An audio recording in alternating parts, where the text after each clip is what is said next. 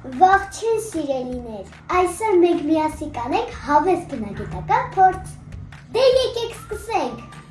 Փորձի համար մեզ պետք է պրիսիպկա, ջուր,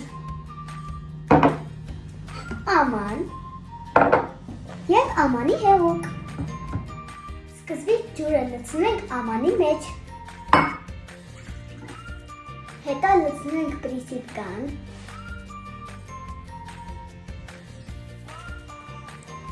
վերջում ավելացնենք ամանի հեղուկ և կտեսնենք ինչ ստացվեց։